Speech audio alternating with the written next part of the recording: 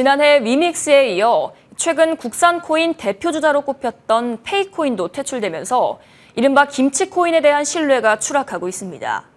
국산 가상자산의 순환시대라고 해도 과언이 아닌데요. 관련해서 박지윤 기자와 함께 자세한 이야기 나눠보겠습니다. 어서 오세요. 네, 안녕하세요.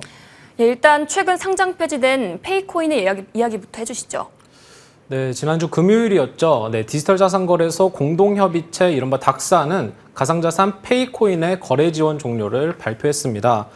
당시 닥사 측은 페이코인이 유의 종목으로 지정된 만료일까지 은행 실명 계좌를 발급받지 못해 사업자 신고를 완료하지 못하는 등 사업자 신고를 못해서 유의 종목 지정 사유를 해소하지 못했다고 상폐 이유를 밝혔습니다.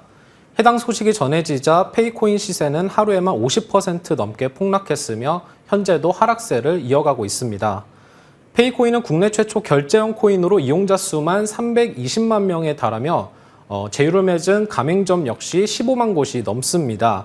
앞서 위믹스와 함께 주요 김치코인 중 하나로 꼽혔을 정도인데요. 페이코인은 국내 서비스 제공이 사실상 불가능해지면서 해외 거래소와 상장을 추진하는 등 해외 사업에 주력할 방침입니다.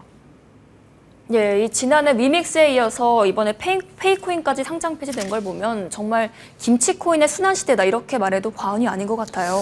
네, 맞습니다. 최근 일부 가상자산 커뮤니티에서는 김치코인 포비아에 걸릴 정도다라는 반응마저 나오고 있습니다. 국산 코인에 대한 불신은 이번이 처음이 아니라 지난해 루나테라 폭락 사태를 기점으로 커져왔습니다. 지난해 5월 국내산 대표 스테이블 코인인 테라 루나가 폭락하면서 50조 원이 넘었던 시가총액이 한순간에 증발되자 국내에서만 20만 명이 넘는 투자자 피해가 발생했었습니다. 당시 당국과 투자자 모두 테라와 루나를 상장시킨 국내 거래소의 책임을 추궁하면서 5대 거래소는 앞서 말씀드린 디지털 자산 거래소 협의체 이른바 닥사를 출범시키고 당시 상장과 상장 폐지 가이드라인을 통일하겠다고 밝혔습니다. 특히 테라 사태처럼 위기 상황에서는 공동 대응함으로써 상장 폐지 시간을 사실상 맞추겠다고 밝혔습니다. 이후 닥사는 위믹스와 페이코인의 상장 폐지를 결정하는 등 자율 규제를 통한 코인 옥석 가리기에 나선 모습입니다. 5대 거래소에서 동시에 상장 폐지될 경우 이는 곧 국내 시장 퇴출을 의미합니다. 실제 국내 거래소들도 이 국산 코인 상장을 좀 꺼리는 분위기라고요? 네, 맞습니다. 최근 국내 주요 가상자산 거래소의 신규 상장건만 보더라도 대기업 코인이 아닌 이상 신규 프로젝트로 김치코인이 상장되는 경우는 거의 없습니다. 지난해 3, 4분기 동안 업비트 등 국내 4대 거래소에 신규 상장한 코인은 총 22개였는데 이 중 국산 코인은 단 4개로 18% 수준에 불과했습니다. 현재 국내 거래소에 상장된 국산 코인 비율도 평균 10% 수준입니다. 반면 올해 업비트, 빗썸, 코인원에서 상장 폐지 결정된 15개 코인 중 10개 이상이 국산 코인입니다. 한마디로 국산 코인은 상장은 적게 되지만 상장 폐지 비율은 압도적으로 많은 모습입니다. 이 거래소들이 유독 이 국내 코인을 기피하는 이유가 있을까요? 네, 아무래도 비트코인과 이더리움 같은 메이저 가상자산의 경우 글로벌 거래소, 바이낸스와 코인베이스 등 주요 해외 거래소에 이미 상장돼 있어 시장 검증을 완료했기 때문인데요. 반면 국산 코인의 경우 주로 국내 거래소에만 상장되기 때문에 해당 코인에 문제가 발생할 경우 거래소가 가지는 부담이 크기 때문입니다. 전문가의 말 들어보시죠. 국내 거래소들이 국내 코인 상장을 기피하는 것은 최근 제도화가 가속화되는 과정에서 사후 발생할 수 있는 문제에 대한 부담감을 느끼고 있습니다. 현재 상장이 돼 있는 이 코인들도 안심할 수만은 없는 상황이라고요? 네, 맞습니다. 카카오 코인으로 알려진 클레이튼과 그리고 컴투스의 엑스플라 등 다른 대표 국산 코인들 역시 최근 여러 가지 논란에 휩싸이고 있습니다.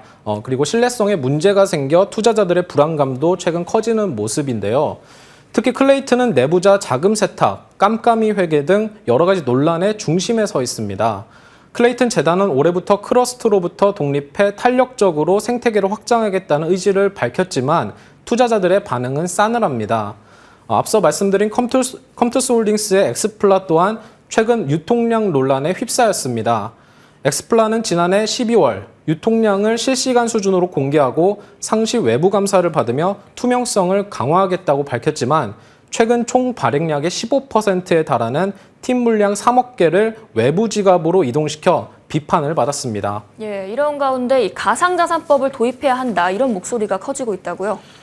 네, 맞습니다. 국산 코인에서 유독 유통량 조작, 시세 조정 등 불공정 거래가 만연했지만 관련 법안이 없어 거래소 자율 규제에만 맡기다 보니 문제를 키워왔다는 비판을 받아왔습니다. 전문가의 말 들어보겠습니다. 투자자가 그 불공정 행위라든가 시장 질서 교란 행위라든가 심지어는 시장 조정 행위에 대해서도 많이 노출돼 있는 이런 상황입니다.